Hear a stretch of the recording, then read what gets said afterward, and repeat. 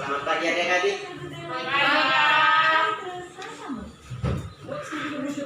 Apa kabar hari ini?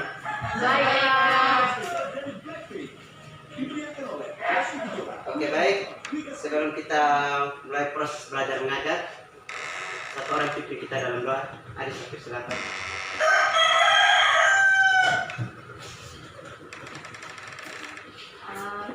Kita berdoa menurut ajaran agama kita masing-masing. Mulai.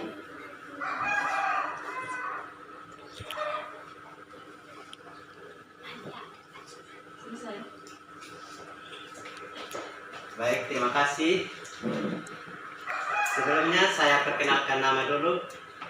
Mungkin ada adik-adik di sini yang sudah kenal Bapak? Belum, Pak. Oke, baik. Saya perkenalkan nama dulu. Perkenalkan, nama saya Christian Tagbate, biasa disapa Pak Kris. Saya mahasiswa PPL dari kampus Universitas Nusa Cendana, jurusan Pendidikan Ekonomi, Fakultas Keguruan dan Ilmu Pendidikan.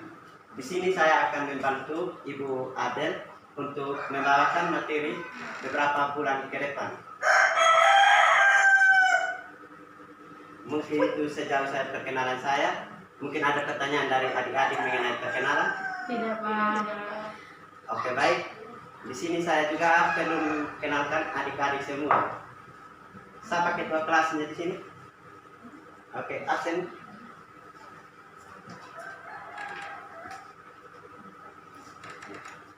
Baik, terima kasih.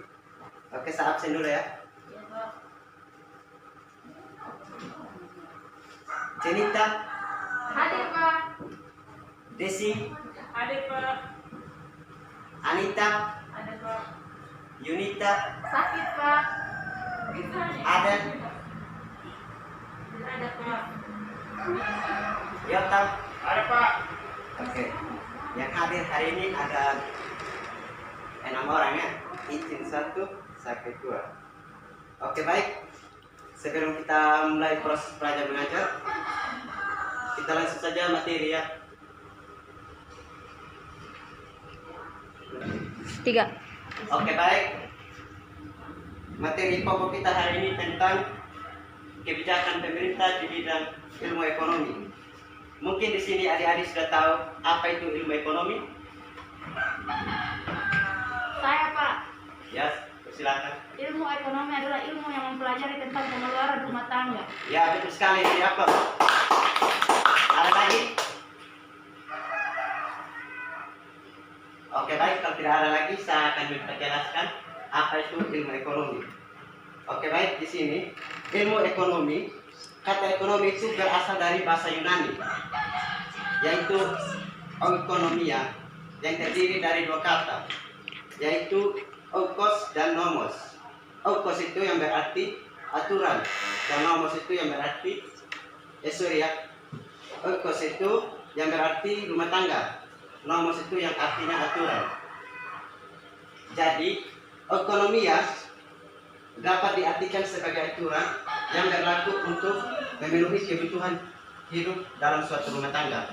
Yang dimaksud di sini, kita sebagai manusia itu perlu membutuhkan kebutuhan utama kita itu, yaitu seperti makanan, minuman. Itu kebutuhan utama kita sebagai manusia untuk memenuhi kebutuhan kita hari lepas hari. Oke.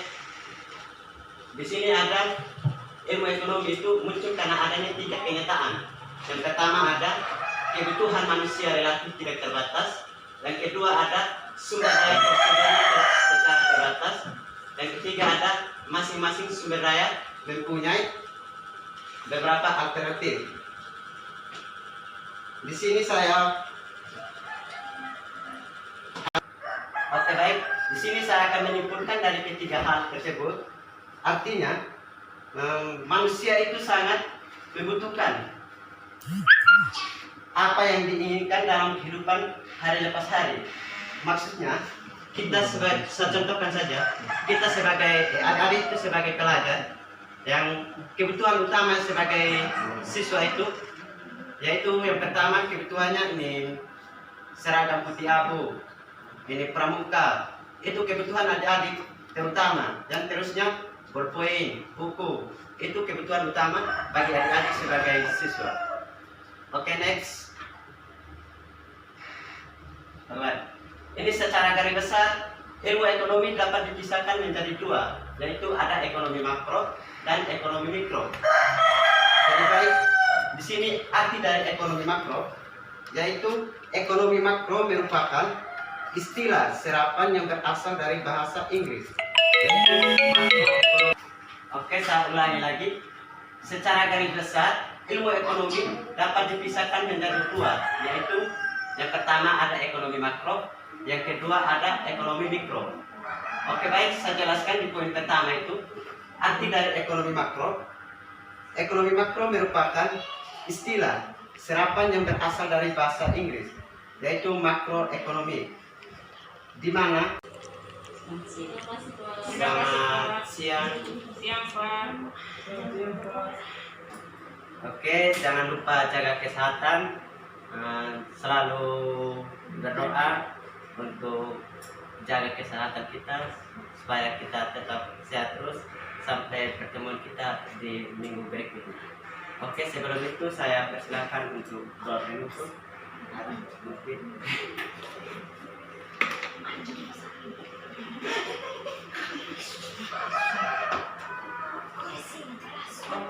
Kita berdoa menurut ajaran kita masing-masing. Berdoa mulai.